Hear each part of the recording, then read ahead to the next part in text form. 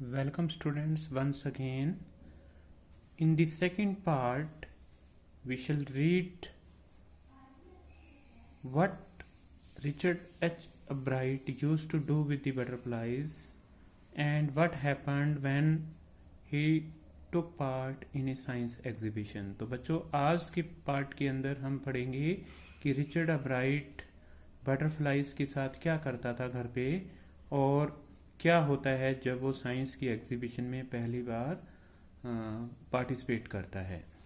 Eight the end of the book readers were invited to help study butterfly migrations. Book के अंत में ये दिया हुआ था. वो बुक का नाम क्या था? The travels of monarch 10. Okay, the travels of monarch 10 book जब पढ़ी रिचर्ड अब्राइट ने तो उसके अंत में दिया हुआ था कि विद्यार्थियों को बटरफ्लाइज का माइग्रेशन है. माइग्रेशन का मतलब एक स्थान से दूसरे स्थान पर जाना होता है कि तितलियां एक स्थान से दूसरे स्थान पर जाती हैं, इसका आपने अध्ययन करना है. They were asked to tag butterflies for research by doctor Frederick A Urquhart of the University of Toronto, Canada. और उनको कहा गया था, बच्चों को कहा गया था कि उन्होंने बटरफ्लाइज तितलियों के साथ है वो एक टैग लगाना है, कुछ उनके साथ है वो चिपका देना है. और ये बात है वो डॉक्टर फ्रेडरिक ए अर्कोहार्ट जो कि टोरंटो यूनिवर्सिटी के अंदर टीचर थे, रिसर्च स्कॉलर थे, विद्वान थे, उन्होंने ये बात कही थी. Ebright mother wrote to doctor Urquhart and soon Ebright was attaching light adhesive tag to wings of monarchs. Okay, Ebright की मदर ने डॉक्टर अर्कोहार्ट को लिखा और उसके बाद एब्राइट है वो तितलियों के पंखों के ऊपर है वो कोई चिपचिपा पदार्थ है वो लगा देता है, स्टिकी पदार्थ लगा देता है. एडहेसिव का मतलब होता है स्टिकी कोई चीज लगा देना. Anyone who found a tagged butterfly was asked to send the tag to doctor Urquhart. और जो भी व्यक्ति एक प्रकार से टैग लगी, जिस तितली के ऊपर टैग लगा होता था वो उसको मिल जाती थी तो उसको कहा जाता था कि वो डॉक्टर अर्कोहार्ट को दे के आए. The butterfly collecting season around reading last 6 weeks in the late summer. तितलियों को इकट्ठा करने का जो सीजन होता है रीडिंग नामक जगह के ऊपर, वो गर्मियों के मौसम के अंदर है वो शुरू होता था, खत्म होता था. If you are going to chase them one by one you won't catch very few.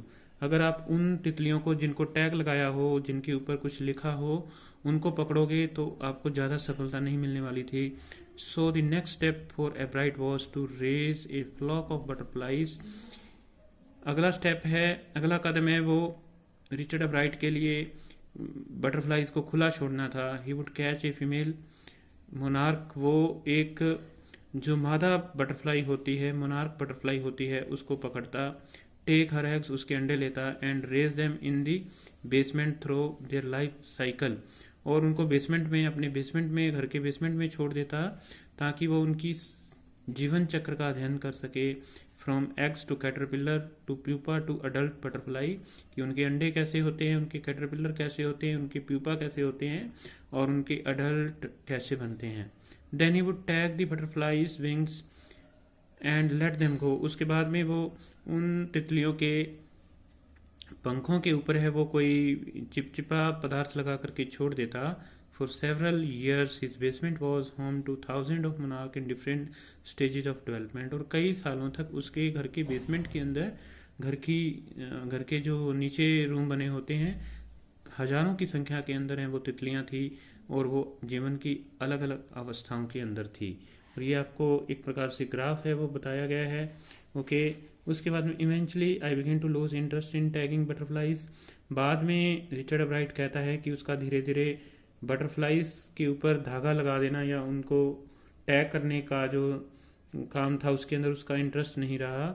It's tedious, ये बड़ा थकाने वाला काम था. And there is not much feedback, और इससे कोई ज़्यादा रिजल्ट परिणाम नहीं आ रहे थे. अब्राइट कहता है, in all the life I did he laughed only 2 butterfly I had tagged were recaptured. और वो हंसते हुए कहता है कि जितनी बटरफ्लाइज को मैंने टैग किया था उनके ऊपर चिपचिपा पदार्थ लगा करके मैंने छोड़ा था, उनमें से केवल 2 ही मेरे को दोबारा से मिलती हैं।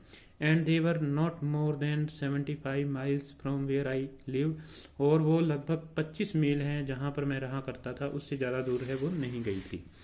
Then in the 7th grade he got a hint of what real science in when he entered a county science fair। कहता है जब 7th ग्रेड के अंदर रिचर्ड अब्राइट पढ़ रहा था तो उसको पता चला कि वास्तव में साइंस का मतलब क्या होता है। एंड लॉस्ट, क्योंकि उसको कोई भी मतलब उसको कोई सफलता नहीं मिली। He was only, it was really a sad feeling to sit there and not get anything while everybody else had won something. वहाँ पर जा कर के बैठना, और जब बाकी लोग हैं वो कोई ना कोई चीज़ बना रहे थे, ठीक है, वो अकेला ही ऐसे बैठा था। एब्राइट सैड, एब्राइट कहता है his entry was slides of frock tissues. उसने क्या है कि इस साइंस फेयर के अंदर, साइंस का जो मेला लगता है उसके अंदर जो फ्रॉक के टिश्यूज होते हैं उनको दिखाने की कोशिश की थी। Which is showed under a microscope, जिसको उसने माइक्रोस्कोप की सहायता से दिखाया था। He realise the winner had try to do real experiment. उसने ये बात सोची, रियलाइज की कि जो विनर्स थे, जो उस साइंस फेयर के अंदर जीते थे, उन्होंने कोई रियल एक्सपेरिमेंट करके दिखाया था। Not simply make a neat display, वो केवल किसी चीज़ को अच्छे ढंग से दिखाने की कोशिश नहीं कर रहे थे, बल्कि वो रियल एक्सपेरिमेंट उस साइंस फेयर के अंदर कर रहे थे। That is why they had won different awards and prizes, but Richard Ebright had not won any prize in that science fair. और रिचर्ड अब्राइट को उस साइंस के मेले के अंदर कोई प्राइज नहीं मिला था। Already the competitive spirit that drives Richard Ebright was appearing. लेकिन रिचर्ड अब्राइट के अंदर कंपटीशन करना, कॉम्पिटिटिव स्पिरिट जो थी वो साफ दिख रही थी। I knew that for the next year's fair I would have to do a real experiment, he said. Richard Ebright खुद से कहता है कि मेरे को अगले साल के लिए जो मेला लगने जा रहा है उसके अंदर कोई रियल एक्सपेरिमेंट, वास्तविक एक्सपेरिमेंट करके दिखाना होगा। This subject I knew most was the insect work I had been doing in the past several years. और जिस चीज़ के अंदर मेरे को महारत हासिल थी वो ये थी कि मैं जो इंसेक्ट्स होती हैं उनको, उनके ऊपर कई प्रकार के प्रयोग है वो पिछले कई सालों से कर रहा था। So he wrote to doctor Urquhart for ideas. उसने डॉक्टर अक्वार्ड, जो कि एक बड़े विद्वान थे, साइंस के बड़े वैज्ञानिक थे, उन्होंने उसको लिखा ताकि वो उसको कोई नया विचार दे सके। And came back a stack of suggestions for experiment, और उनको कई सुझाव दिए एक्सपेरिमेंट करने के लिए। Those kept Ebright busy all through high school, जिसके कारण वो हाई स्कूल के समय अंदर बहुत बिजी रहता था। And led to prize projects in county and international science fears.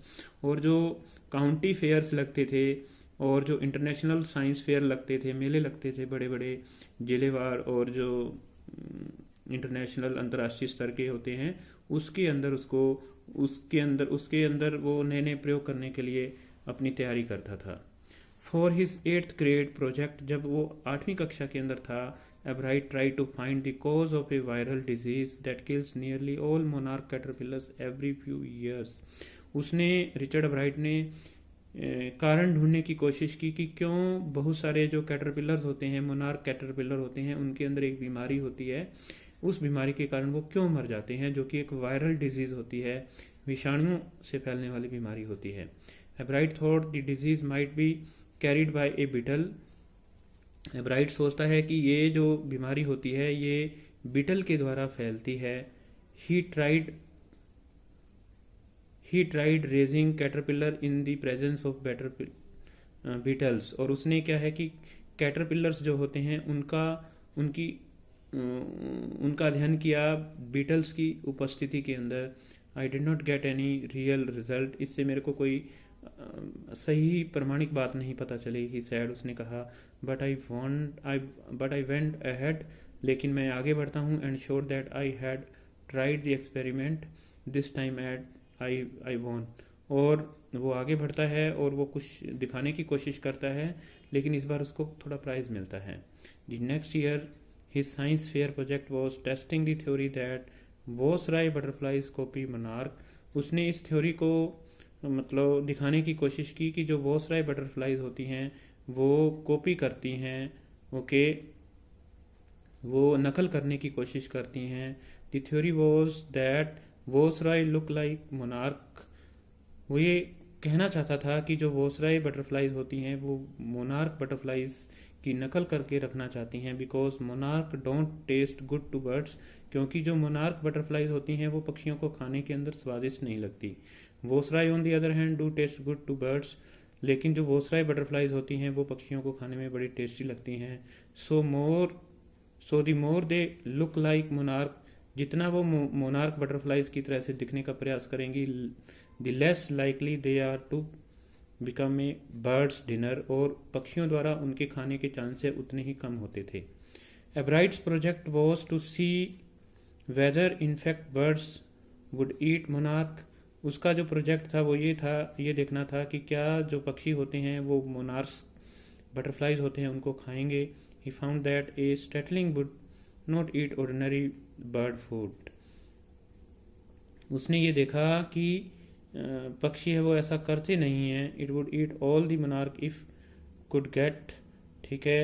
एब्राइट said later research by other people showed that viceroy probably do copy the monarch. This project was placed first in geology division and third overall in the county science fair. और इस प्रकार से Richard एब्राइट को एक प्रकार से third prize है वो मिलता है, और जोलॉजी के अंदर है वो फर्स्ट प्राइज मिल जाता है। तो student, this is the second part of this chapter. The third and fourth part we will do in the next video. Thanks for listening me and have a nice day.